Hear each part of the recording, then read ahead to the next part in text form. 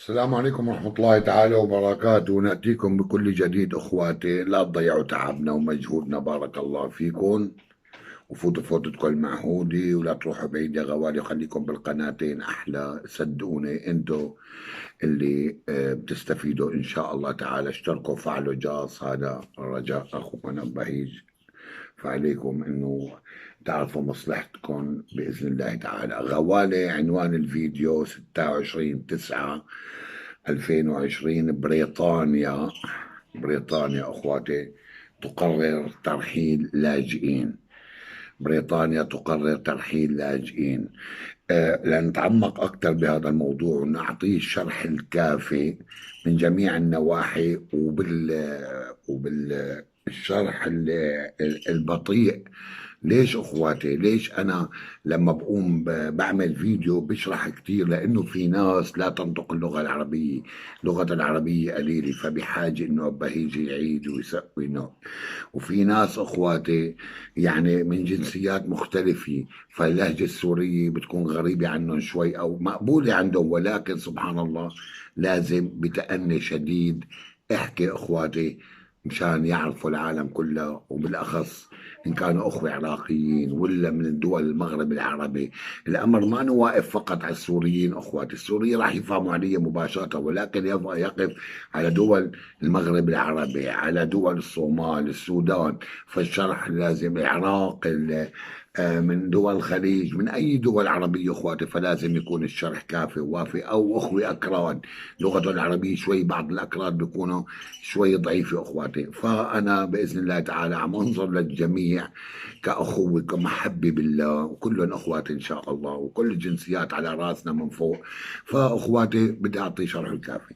بريطانيا أخواتي 16/9 بهذا الشهر، يعني قبل كام يوم، هون ضجت عنا الصحف البريطانية أخواتي بقرار ترحيل لاجئين. يعني بريطانيا عم تدرس قرار ترحيل لاجئين. ما لأول مرة هذا الأمر بصير، من كام سنة أخواتي كمان صار هذا الأمر ببريطانيا. هلا رجعوا نقشوه بقوة أخواتي. ليش هلا عم تتداول الصحف البريطانية بقوة؟ لنقول لكم شو السبب. لأنه بريطانيا طلعت من البريكس أخواتي، يعني طلعت من الاتحاد الأوروبي، وهلا عم يعني خلصت، فصارت دولة ذات سيادة لوحدها، وقرارها ما بتقعد والله بتفوت على مفوضية الاتحاد الأوروبي وبتقول والله أنا بدي أعمل هيك، وهدول بوافقوا لها وهدول ما بوافقوا لها. صار قرارا من راسها بريطانيا. طيب، مين هن إخواتي المعفيين من قرار الترحيل كلاجئين؟ أول شغلة، اللاجئين كيف دخلوا أخواتي؟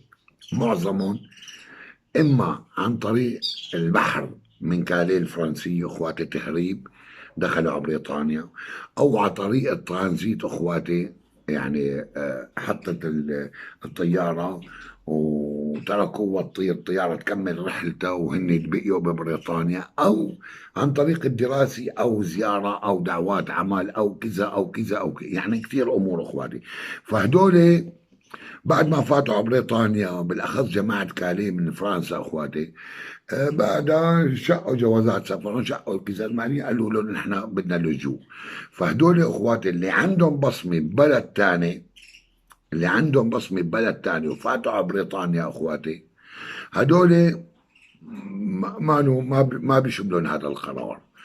ويلي عاطيتهم المحكمة البريطانية أخواتي، محكمة اللاجئين البريطانية، استئناف، اللي عندهم استئناف أيضا أخواتي ما بيشملون هذا القرار نهائيا.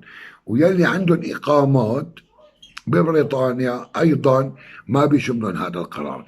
هذا القرار بيشمل فقط الناس المرفوضين من الاستئناف، يعني اللي ما عاد عندهم استئناف نهائيا، يعني عملوا أول استئناف والثاني انترفيو وكذا وقدموا كل شيء أخواتي وما استفادوا، وقالت لهم بريطانيا خلال 21 لازم تغادروا. هذا القرار بيشمل هاي العالم، لأنه ما عاد عندهم مجال يستأنفوا من أول وجديد.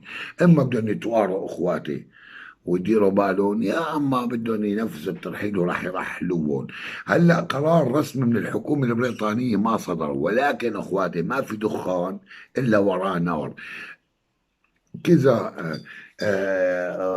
الجريدة بريطانية أخواتي مرموقة هون نشرة الخبر، فالخبر جاي، والأسابيع القادمة رح تثبت صدق هذا الكلام. لما بتقرر الحكومة البريطانية قرار رسمي أخواتي بالترحيل، رح يعطوهم فترة 21 يوم.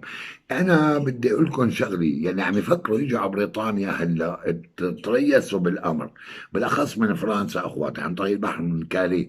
أنا بقول لكم والله العظيم بكل أمانة، أخوكم أبهيج كناشط، تريسوا بالجي هلا، طولوا بالكم، خلينا نشوف القرار تبع المحكمة البريطانية وتبع الحكومة البريطانية لوين بده يوصل الناس المرفوضين من الاستئناف ومرفوضين من لجوءهم.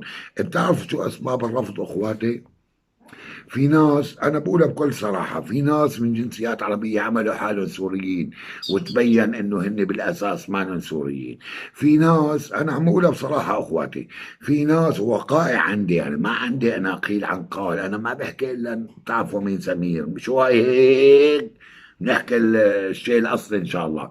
وفي ناس اخواتي دائما بقول لكم لك فوتوا على القناتين، لك حركشوا بحبشوا بهالفيديوهات، لك عامل انا فيديوهات كثير عن قصص اللجوء، فوتوا لك، فوتوا اشتركوا في على الجاص، ورجونا حالكم، ورجونا لايكاتكم تعليقاتكم مشان اعرف حسكم انا انكم موجودين. يعني انا ماني مقصر ناحيه اللاجئين والمهاجرين اخواتي، انتوا ليش عم تهبلوا بحالكم؟ انتوا ليش ما عم تتقنوا قصه اللجوء تبعكم؟ قصة اللجوء كان فيديو عامل علي أنا بالقناة الأولى، وممكن بالثانية أخواتي. القناة الأولى حسان أبو بهيج للتوطين، والقناة الثانية حسان أبو بهيج لإعادة التوطين إكسترا. مطلوب من الجميع فوتوا لك أخي، أنا شارح لكم شو تعملوا، شارح لكم شو تساووا. أيضا أخواتي الكرام، يعني بعض مرات في منهم عوائل اخواتي هدول اللاجئين اللي ارتفضوا للاسف بال 2020 وراح يتم ترحيلهم، عدم تطابق الاقوال بين الزوجه والزوج. يعني الزوج بيقول لهم طلعنا من سوريا كذا، الزوج بتقول له لا طلعنا بكذا، بردوا بيلقطوهم بشغله ثانيه بسؤال ثاني اخواتي، بوقعوهم. فبيطلع في تناقض وغير تطابق بالاقوال بين الزوج والزوج. انا دائما طلع الشعر تحت لساني بقول لكم اكتبوا قصه لجوءكم على ورقه واحفظوها بصم انت وزوجتك يا اخي، او اذا معك ولد بالغ راشد واعي لازم تحفظوها بصم، ولازم تحبكوا قصة اللجوء من جميع النواحي. انك انت ما انك فايت على بريطانيا بس والله من اجل انك تاكل وتشرب، او من اجل انك والله تلاقي شغل او شيء من اجل العمل او الامور المادية. قولا واحدا اذا بدك تبقى انت على الشاكله هاي وبدك تحكي هيك، قولا واحدا انت مرفوض من اللجوء، وما بحق لك تستأنف. على شو بدك تستأنف؟ انتبهوا اخواتي، اوعوا ان شاء الله باذن الله تعالى. يا رب ما يرحلوا حدا، انا بتمنى من الله ما ترحل حدا بريطانيا لان العالم كله مستوي.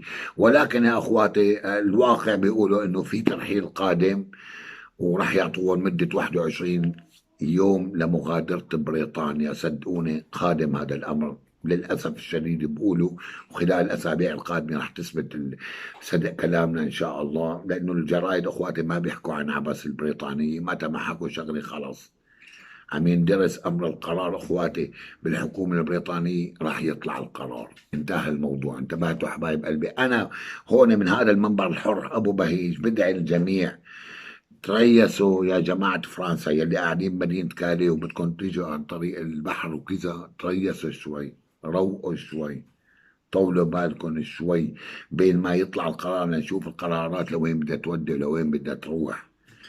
يعني الفرحة وين اخواتي؟ انه اللي عندهم بصمة لاحظوا ما بيشملون القرار. ليش اللي عندهم بصمة؟ يعني حاميتهم البصمة شوي. ليش؟ لأن بريطانيا طلعت من الاتحاد الأوروبي.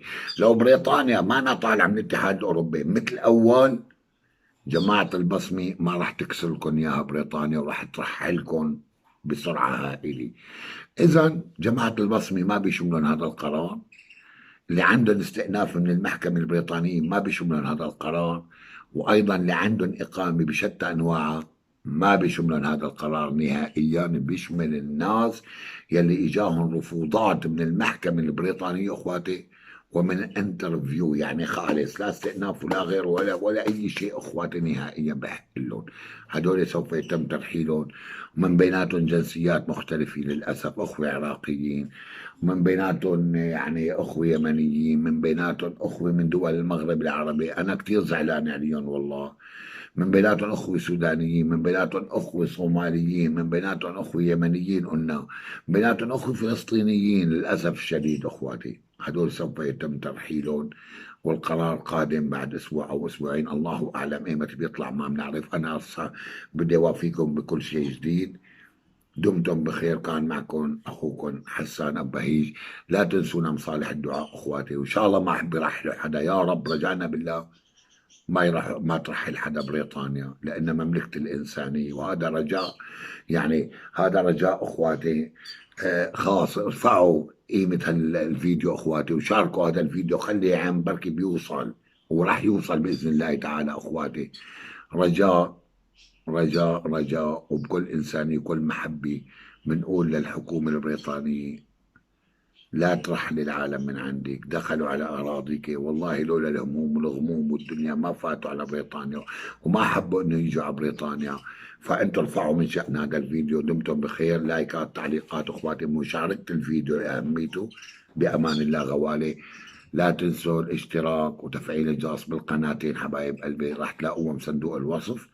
وايضا تابعونا على التيك توك اخواتي، عم يكون في بثات مباشره، واليوم عندنا بث مباشر ان شاء الله الساعه 8 مساء بتوقيت بريطانيا، على هاي القناه حسان أبيج للتوطين باليوتيوب.